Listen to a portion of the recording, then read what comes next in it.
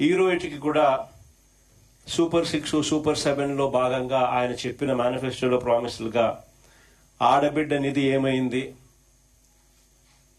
ప్రతి అక్క చెల్లెమ్మకు 18 ఏళ్ల వయసు నిండిన ప్రతి అక్క చెల్లెమ్మకు ప్రతి నెల 1500 రూపాయలు చొప్పున సంవత్సరానికి 18,000 ఇస్తానన్నావు కదా. 2 ఏళ్ళు అయిపోయింది, 3వ సంవత్సరం బడ్జెట్లో కూడా పెట్టలే కదా అని అడిగితే మాట రాదు. సూపర్ 6 సూపర్ 7లో భాగంగా నిరుద్యోగ వృత్తి అని చదువుకున్న ప్రతి పిల్లాడికి కూడా 3,000 రూపాయలు నిరుద్యోగ వృత్తి ప్రతి నెల ఇస్తానన్నావు. సంవత్సరానికి 36,000, 2 ఏళ్లకు 72,000 ఇప్పటికే బాకీ పడ్డావు. 3వ సంవత్సరంలో కూడా బడ్జెట్లో కూడా పెట్టలా అని అంటే దాని మీద మాట ఉండదు. 50 ఏళ్లకే పెన్షన్ అన్నావు. 50 ఏళ్ళు నిండిన ప్రతి అక్క చెల్లెమ్మకు సంవత్సరానికి 48,000 బాకీ, 2 ఏళ్లలో 96,000 బాకీ. 3వ సంవత్సరం కూడా బడ్జెట్లో దాని గురించి అలాట్మెంట్స్ ఏమీ లేవు కదా అని అంటే దాని గురించి కూడా ఎక్కడా పత్తా ఉండదు. మేనిఫెస్టో అడ్రస్ ఎక్కడా మనకు కనిపించదు. అడిగితే మాత్రం చంద్రబాబు నాయుడు గారికి బీపీ పెరుగుతుంది. ఈ మధ్యకాలంలో ఆయన బీపీ చాలా ఎక్కువగా పెరుగుతా ఉన్నా. టపాని ఎక్కడైనా పొరపాటున చంద్రబాబు నాయుడు గారిని ఎవరైనా నిద్ర లేపి మావిగన్ అని చెవులు అన్నారంటే మాత్రం అక్కడే పడిపోతాడు. ఈ మధ్యకాలంలో చంద్రబాబు నాయుడు గారిని ఇవన్నీ కూడా చూస్తా ఉన్నాం. 143 హామీలలో మనందరికీ కూడా ప్రధానంగా కూడా కనిపించేటివి పెట్రోల్ డీజిల్ కళ్ళ ఎదుటే కనిపిస్తూ ఉంది. పెట్రోల్ డీజిల్ పరిస్థితి ఎలా ఉంది అని చెప్పి చూస్తే ఈరోజు పెట్రోల్ 117 రూపాయలు దాటింది, డీజిల్ చూస్తే 105 రూపాయలు దాటింది.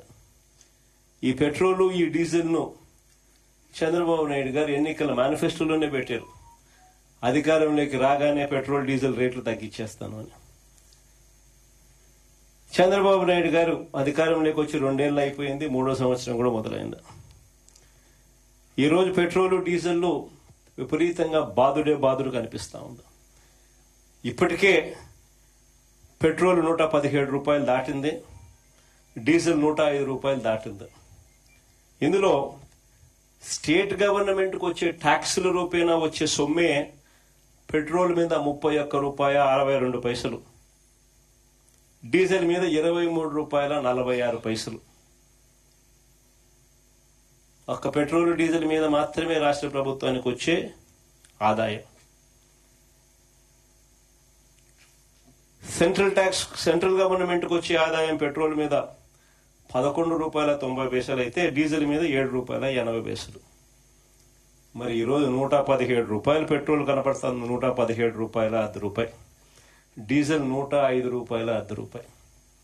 మరి ఇంత దారుణమైన బాధుడు కనిపిస్తా ఉన్నప్పుడు నీ పెట్రోల్ మీద నీకు వచ్చే ట్యాక్సులు, డీజిల్ మీద నీకు వచ్చే ట్యాక్సులు నువ్వు ఎందుకు తగ్గించడం లేదయ్యా? ఎన్నికల మేనిఫెస్టోలు నువ్వే కదా ఈ మాటలన్నీ రాశావు కదా అని చెప్పి అడిగితే మాత్రం చంద్రబాబు నాయుడుకు బీపీ పెరుగుతుంది. సరే, ఈ ఎన్నికల హామీలలో ఇంకా చాలా ఉన్నాయి. సూపర్ 6 సూపర్ 7 పచ్చి మోసాలుగానే కనపడతా ఉన్నాయి. సూపర్ 6 సూపర్ 7 పూర్తిగా ఒకవైపున ఎగరగొడుతూనే మరోవైపున ఈ సూపర్ 6 సూపర్ 7 అన్నీ చేసేశాము అని ఏకంగా అడ్వర్టైజ్మెంట్లు ఇచ్చుకుంటా ఉన్న ముఖ్యమంత్రి బహుశా దేశ చరిత్రలో ఎవడు ఉండడేమో. ఇంతగా అబద్దాలను బుల్డోజ్ చేసి పేపర్లో అడ్వర్టైజ్మెంట్లు ఇచ్చి మరీ దాన్ని ముందుకు తీసుకుని పోయేటోడు బహుశా ప్రపంచ చరిత్రలో ఎవడు ఉండడేమో అబద్దాలకు, ఒక చంద్రబాబు నాయుడు గారు తప్ప. ఇదే పెద్ద మనిషి చంద్రబాబు నాయుడు గారు తాను ఫలాని మంచి చేశాను అని చెప్పి చెప్పుకునే పరిస్థితి లేదు. నోరు తెరిస్తే అబద్దాలు తప్ప ఆయన నోట్లో నుంచి ఏవి కూడా ప్రజలకి 2 సంవత్సరాలలో ఫలాని మంచి నేను చేశాను అని చెప్పి చెప్పుకునే పరిస్థితి లేదు. ఈ 2 ఏళ్లలో ఆయన చేసిన మంచి ఎక్కడా కూడా లేదు కాబట్టి, చెప్పుకునేందుకు ఏమీ లేదు కాబట్టి ఆయన డైవర్షన్ పాలిటిక్స్ లో పూర్తిగా నిమగ్నమై ఉన్నాడు. ఏ అంశమైనా కూడా డైవర్ట్ చేయాలి, ఏ అంశమైనా కూడా ప్రజలను ఈ టాపిక్ నుంచి ఈ టాపిక్ లేకి మభ్యపెట్టాలనే ఆలోచనతోనే, దిక్కుమాలిన ఆలోచనలతోనే అడుగులు పడ్డాయి. అందుకే ఈ మధ్య లేటెస్ట్గా గొడ్డళ్ళు, కత్తులు, కటార్లు అంటూ కొత్త డైవర్షన్ పాలిటిక్స్ కూడా ఈ మధ్య కాలంలో మనం అంతా కూడా చూస్తూనే ఉన్నాం.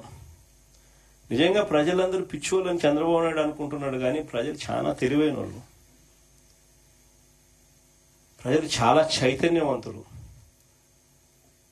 నిజంగా రాష్ట్రంలో ఏ ప్రాంతమైనా బాగుపడిందన్నా, రాష్ట్రంలో నిజంగా ఎక్కడైనా అభివృద్ధి జరిగిందన్నా, నిజంగా రాష్ట్రంలో ఎక్కడైనా పేదవాడికి 4 ఏళ్ళు నోట్లోకి వెళ్ళాయి అన్నా, ఒక రైతు బాగుపడ్డాడన్నా, ఒక అక్క చెల్లెమ్మ బాగుపడిందన్నా, ఒక పిల్లాడు చదువుల విషయంలో బాగుపడినాడన్నా, ఇవన్నీ ఎక్కడైనా జరిగాయి అని అంటే ఒక నాన్నగారి పాలనలోనే జరిగాయి. దాని తర్వాత వైఎస్ఆర్ కాంగ్రెస్ పార్టీ మీ జగనన్న పాలనలోనే జరిగాయని చెప్పి కూడా గర్వంగా చెప్పగలుగుతాను ఈ సందర్భంగా. నిజంగా మంచి చేశాము అని చెప్పి వేసుకుని మాట ఇచ్చినాం, మాట నిలబెట్టుకున్నాం అని గర్వంగా ప్రతి ఇంటికి వెళ్ళగలిగిన పరిస్థితి ఒక వైఎస్ఆర్ కాంగ్రెస్ పార్టీకి మాత్రమే ఉంది అని కూడా గర్వంగా చెప్పగలుగుతాం. ఈరోజు